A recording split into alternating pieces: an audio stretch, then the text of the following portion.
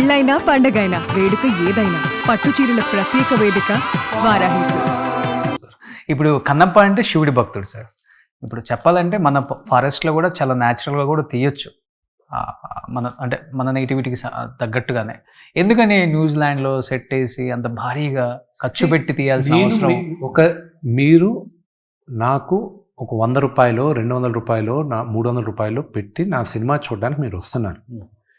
మీకు ఒక visual grandeur చూపించాలి. ఇది 2వ శతాబ్దంలో జరిగింది. జరిగినప్పుడు పొల్యూషన్ లేని స్కై, అత్యద్భుతమైన green colour forest, crystal clear waters, ఇవన్నీ ఉండాలని నేను ఆశించాను. అండ్ నేను చూసిన అన్ని లొకేషన్స్లో this was the best. So I felt ఇది చూపించాలి. మీరు సినిమా చూసిన తర్వాత you will tell me extraordinary locations అని. You will love the locations. నేను ఎక్కడికి వెళ్ళి షూట్ చేస్తే ఏంటి, మీరు చూసేటప్పుడు బాగుందా లేదా. మన బ్రహ్మానందం అంకుల్ని ఎవరో ఇలాగే అడిగారు, సార్ లొకేషన్స్ అక్కడికి ఎందుకు వెళ్ళారు నాకు కదా. సరేరా, నువ్వు కన్నప్ప ఉండేటప్పుడు లొకేషన్స్ ఎలా ఉన్నాయి చెప్పు అని అడిగాడు. అది ఏం మాట్లాడతాడు, నీ కాయ ఎలా ఉంటుందో తెలీదు, ఇలాగే ఉందని అప్పుడు నీకు తెలుసా, నువ్వు నమ్మేది ఇలా ఉందంటాడు వాడు. విష్ణు నమ్మేది అప్పుడు అలా ఉండిందని నమ్ముతున్నాడు, సో అందుకు అది చూపించాడు. అది తప్పని నువ్వెలా చెప్తావు అని అడిగాడు. అతనికి ఆ క్వశ్చన్ లేదు. That's same logic. Brahmanandam uncle అక్కడికి వచ్చిన తర్వాత చెప్పారు, నాకు ఇప్పుడు అర్థం అవుతుందిరా ఎందుకు ఇక్కడికి వచ్చి నువ్వు షూట్ చేస్తున్నావు అని. రేపు సినిమా చూసిన తర్వాత మీరు అంటారు. ఓకే, నాకు టీజర్ చూసినప్పుడు అర్థమైపోయింది. మేబీ ఇక్కడ మన ఈ రాజమండ్రి తర్వాత ఉన్నాయి కదా ఫారెస్ట్, ఆ పుష్ప ఇవన్నీ తీశారు. ఆ ఫారెస్ట్లో తీసిన దానికి ఇక్కడ ఫారెస్ట్లో తీసిన దానికి డిఫరెన్స్ ఏంటా అనే దానికి చూస్తే టీజర్ చూస్తే అర్థమైపోతుంది. మంది tropical forest. Okay, I wanted more greenness, నా బ్లూ స్కైస్. నేను ఒకటే చెప్తున్నా, మీరు మూవీలో ఇదంతా గ్రాఫిక్స్ అది ఇది అని కొన్ని అనుకుంటారు. 0 గ్రాఫిక్స్. ఒక్క కైలాసం మాత్రమే, ఆ శివుడు పార్వతి నివాసం మాత్రమే CG. ఓకే, మిగతా అంతా న్యాచురల్ లొకేషన్స్. ఇప్పుడు మోహన్ లాల్ గారు కావచ్చు, ప్రభాస్ గారు కావచ్చు, అటు నుంచి అక్షయ్ గారు కావచ్చు, ఎవ్వరు కూడా 1 రూపీ కూడా రెమ్యునరేషన్ తీసుకున్నారా? గట్టిగానే తీసుకున్నారు. కానీ ఆయన తీసుకునే దానికన్నా తక్కువ తీసుకున్నారు.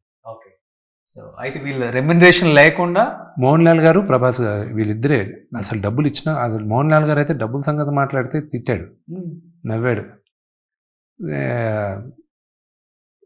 నేను అడిగా, అంకుల్ మీ మేనేజర్ ఎవరున్నారు? Why I'm the manager, body formalities you become such a big boy అన్నాడు. ప్రభాస్ నేను ఎప్పుడైనా వెళ్ళి మాట్లాడాలనుకున్నప్పుడు టాపిక్ మార్చేస్తూ ఉండేవాడు. అది ఇది అని మారుస్తుంటే నేను నాన్నకు చెప్పా, ఇలా నాకు ఇబ్బందిగా ఉంది, ఎలా అడగాలో తెలియట్లేదు అసలు.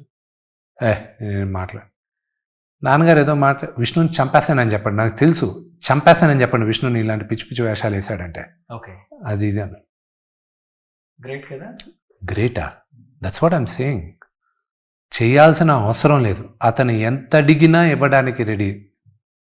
ఓకే, అసలు అతను కేవలం నాన్నగారి పైన ఉన్న ప్రేమ గౌరవంతో చేస్తున్నాడు, అందుకే అతనికి నేను రుణపడి ఉన్నా.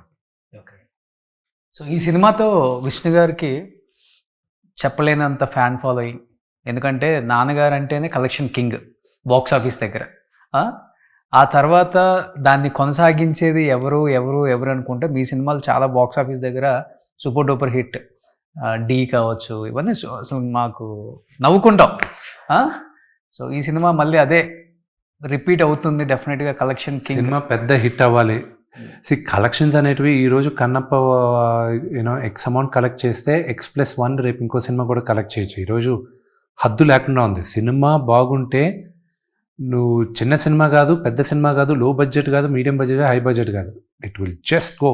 ఇప్పుడు మోహన్ లాల్ గారిది ఎంపురాన్ 2 100 కోట్ల పైన బడ్జెట్ పెట్టారు, అది 200 కోట్లు కలెక్ట్ చేసింది. తుడరం అనేది ఆయన రెమ్యునరేషన్ కాకుండా నాకు తెలిసి ఒక 25 కోట్లు ఎంత అయి ఉంటుంది, అది 300 కోట్లు కలెక్ట్ చేస్తుంది. సబ్జెక్ట్ దమ్ము ఉండాలి, అంతేగాని అది ఎంత కలెక్ట్ చేస్తుంది అనేది లిమిట్ లేదు.